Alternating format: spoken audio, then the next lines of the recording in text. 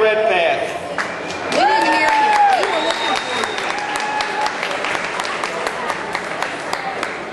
Thank you. It's great to be here in Buena Vista today. My name is Bill Redpath. I'm the Libertarian candidate for U.S. Senate in Virginia this year.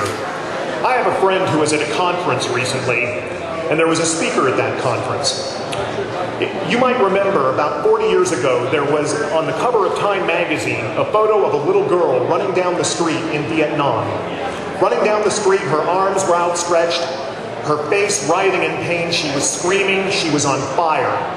Her person was on fire, her clothes had been blown off in a napalm attack, and she was literally engulfed in flames, and she was photographed, and the cover was on the photograph was on the cover of Time magazine. Well, now it's 40 years later, and this now middle-aged woman spoke at this conference and told her story.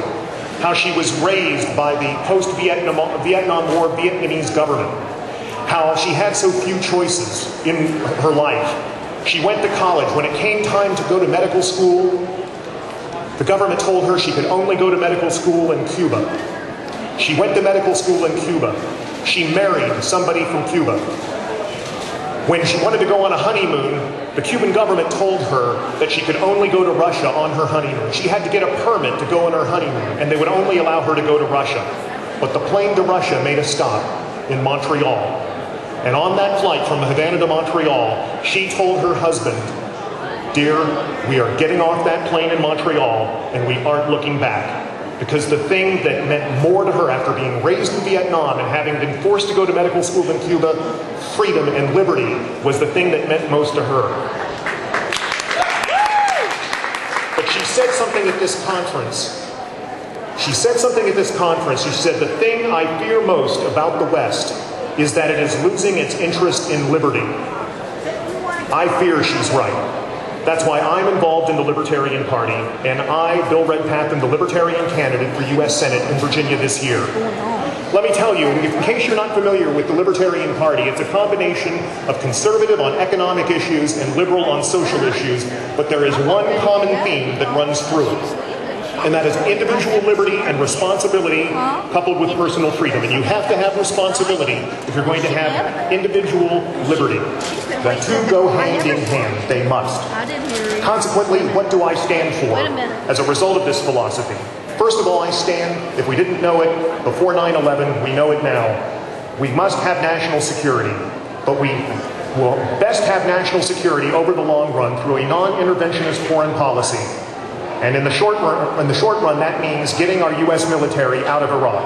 But in the long run, we have to draw the nations of this world into a great capitalist peace. And the best way to do that is through, if we can't get it through trade negotiations with other nations, we must unilaterally drop our trade barriers in this nation to set an example for the rest of the world, to draw the nations and the people of this world into a great capitalist peace. In the long run, that is the best way to defeat groups like Al-Qaeda and win the war on terror.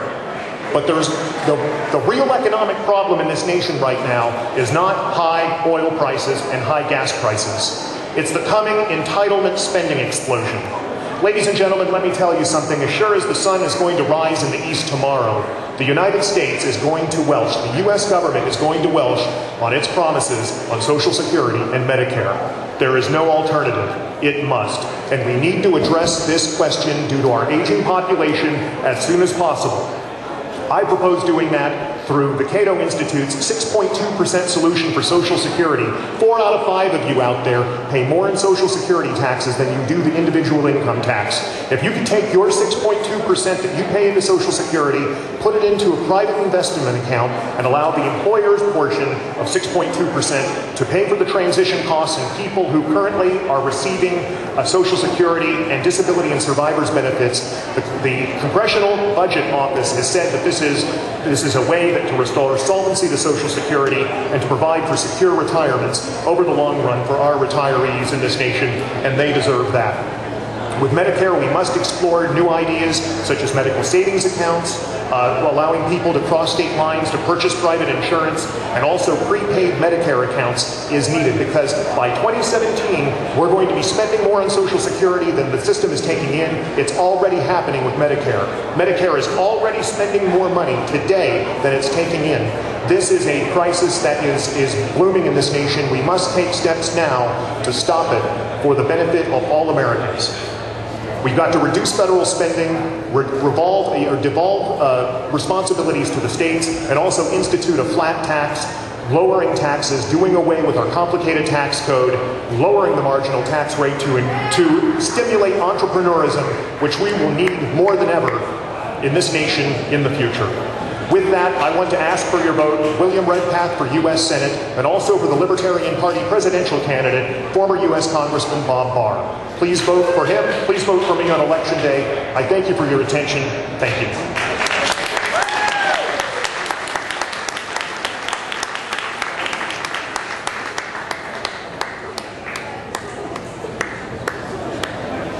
That concludes our speeches for this morning.